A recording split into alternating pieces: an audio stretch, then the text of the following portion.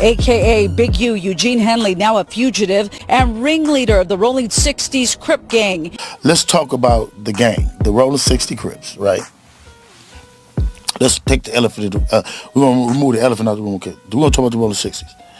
There are approximately, according to record, 5,000 across the state of California, affiliated, non-affiliated.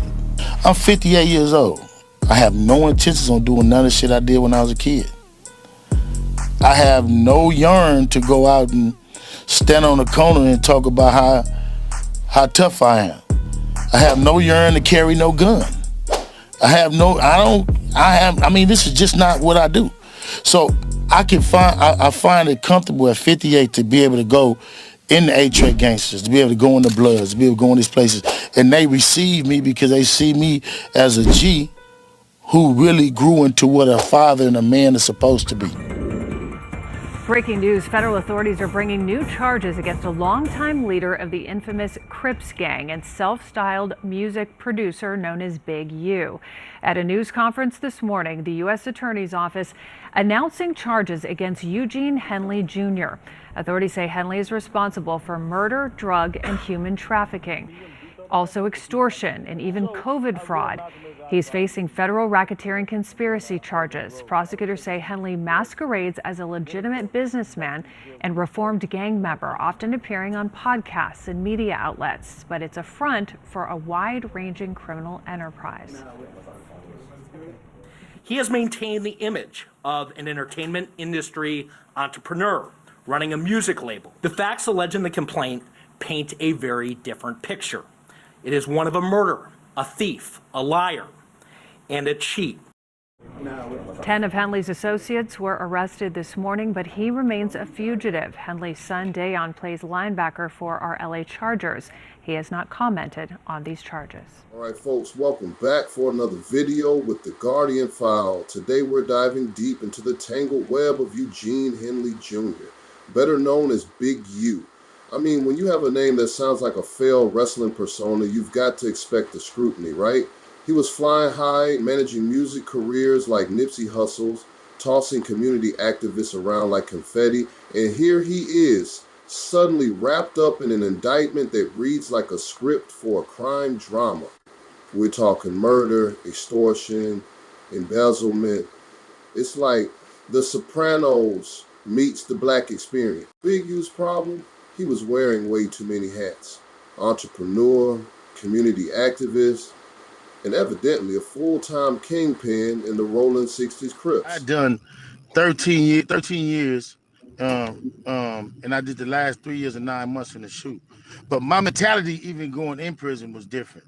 And what I wasn't going to do is come home and feed into the mentality, the hatred of black men that was going on, and I had previously been a part of. So what really kind of gave me the respect in the streets of LA is the fact that I had already made the change while in prison and before I got to prison. Okay. So it made my job easier when I came home because a lot of dudes who had done time with me already knew I wasn't on no Crip and Blood, no A-Track versus 60s, no Hoover versus. I wasn't on that. That wasn't my push. So when I came home, a lot of people who had been doing their time with me had already been like, nah, bro ain't even on that. He ain't pushing that like that. So it really was just for me to come home and to stay solid. Because a lot of dudes will do a time. Gang that can scarcely be called a community service organization. Trying to pitch yourself as a peacemaker while running a Rico enterprise, not the smartest. It's like being a fireman by day and a pyromaniac by night. Someone's not paying attention to the coffee breaks. So what's the scoop? Ohio to the FBI's Operation Drawdown. You thought the Rolling 60 were just a group of guys hanging out, right?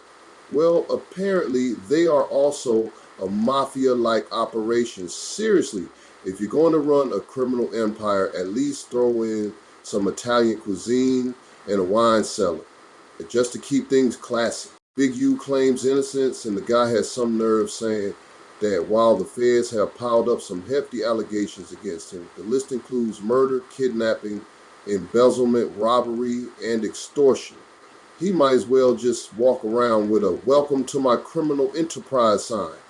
He has a busy schedule with all this crime and is even asking for prayers. It takes some audacity to twist things around and claim he's a victim of the system. There's a real kicker. The very same man who started a nonprofit Developing Options, which ostensibly aims to reduce gang involvement and empower youth, is now accused of embezzling donations meant for that very cause. The audacity. More than $100,000. That's like a teacher stealing money from a student's lunch fund and later claiming they were just investing in their coffee shop to raise awareness about nutrition. And don't get me started on his antics with celebrities. Shaq and Draymond Green were apparently funding his nonprofit, which, thanks to him, is now a monument to irony. When you donate $220,000 to help communities and it goes straight into Big U's personal account. Is running a nonprofit or a personal ATM? Honestly, who knew helping the black community could come with such a high service charge? Now let's talk about the dramatic plot twist. Big U's alleged involvement in murder. Remember that rapper RW who was linked to a diss track aimed at Big U?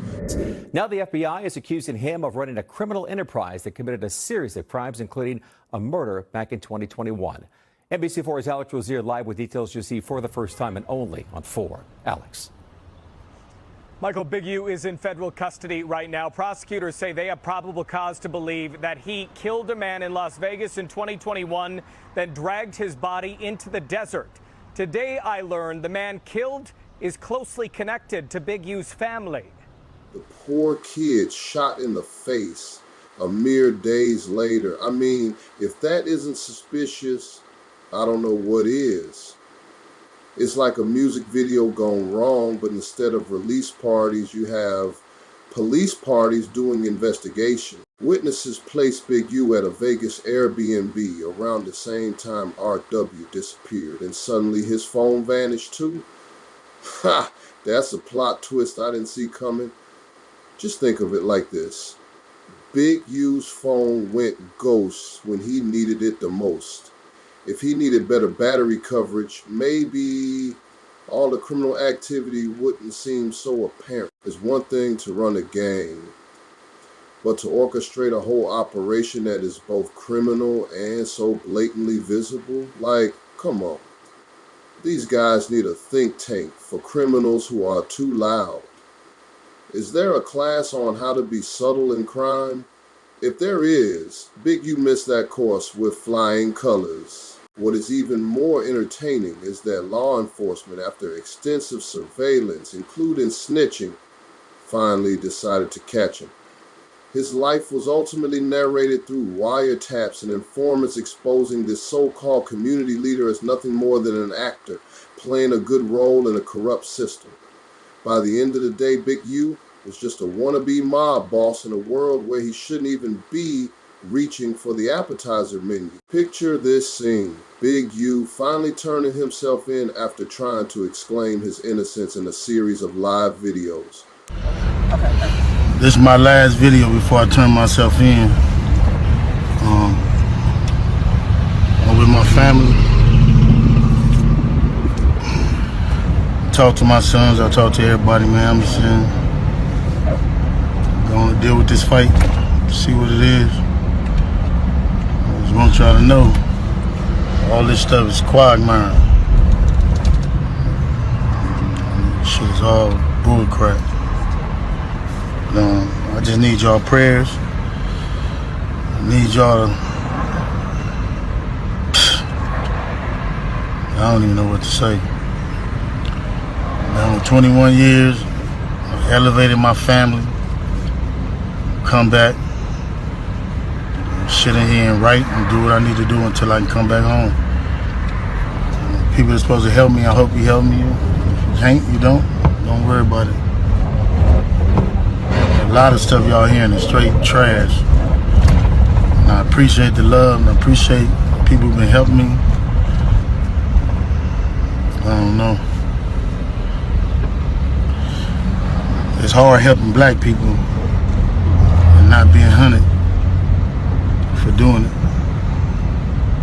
It's frustrating. It might be too. I don't know if it's to the right or the left? Reach out to anybody who can help me, y'all. You hear me? Help my own family. Appreciate y'all. Go. All this is trash, he declared, creating a dramatic performance fit for an award-winning show. I mean, what's next? A docudrama showcasing his talents at dodging responsibility while looking for sympathy. And let's not forget about the gang's ability to utilize fear as currency. Seriously, demanding check-ins from professionals and ensuring people pay up for some pseudo-protection service. Like, buddy, protection from what? The fact that you might be sitting next to people who genuinely need to practice better decision-making.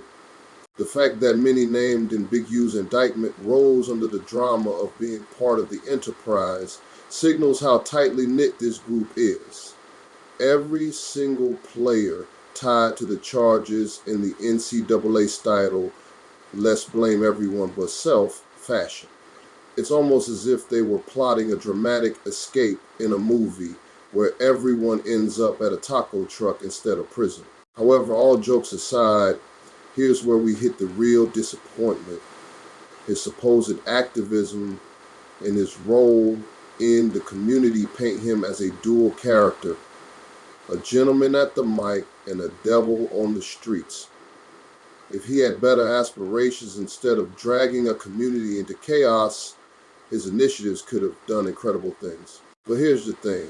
Who will trust a man like Big U when the very foundations of his nonprofit scream skepticism? Those who seek to help others must be pillars of the community, not riding the coattails of fear and intimidation. He had a golden opportunity to inspire hope and uplift those around him, yet chose to chain them to a legacy that reinforces all the negative stereotypes people have about urban communities.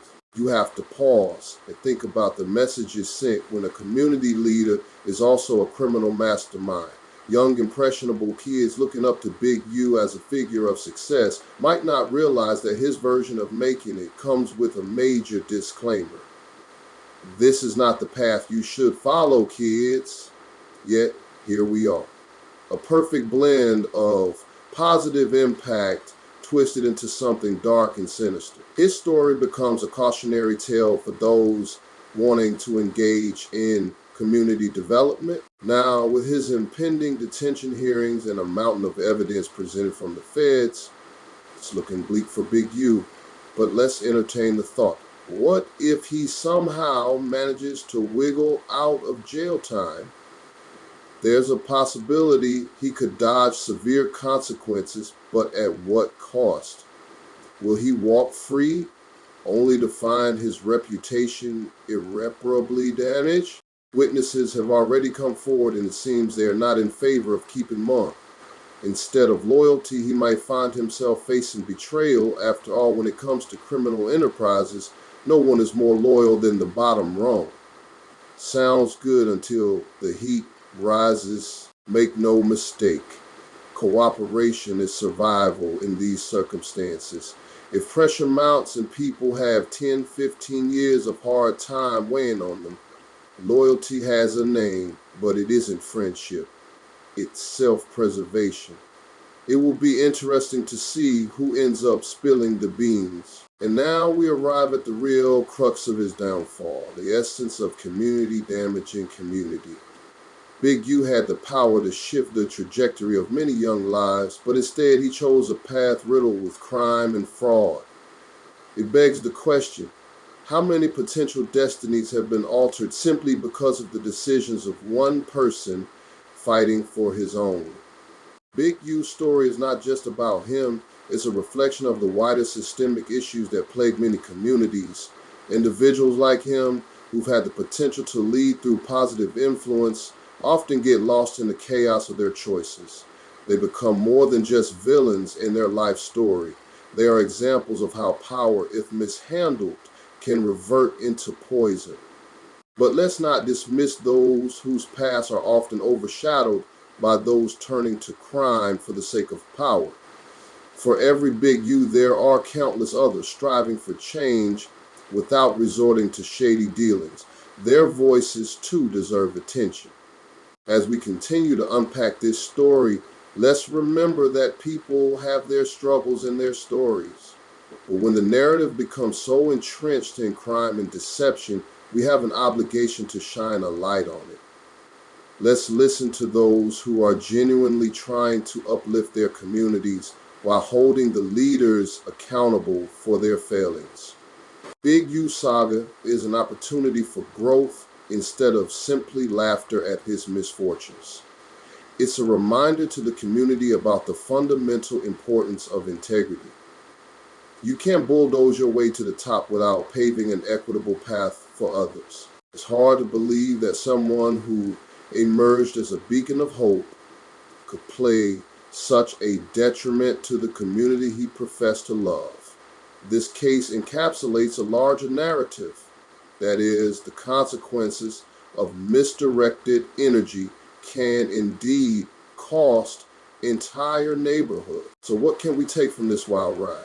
Firstly, every Big U needs a wake-up call, one that leads to genuine reflection about their impact on the community, and equally, the community should learn to support and uplift those who genuinely have their best interests at heart. As we wrap this up, let's hope that Eugene Henley Jr. has a moment of clarity. If he chooses to engage in the community once more in the future, it should be with a true commitment to positive change rather than a fleeting act to maintain his power. And maybe, just maybe, if we can learn from his mistakes, we carve out a narrative that doesn't call for laughter out of dismay, but instead a story of redemption and real community spirit. For those looking up to figures of influence, recognize the difference between a legitimate leader and one who's merely play acting in front of the cameras.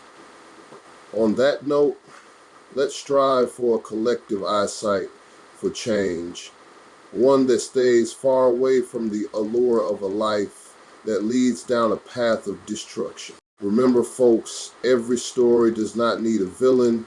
Sometimes it just needs a good dose of accountability, love, and a fair shot at redemption.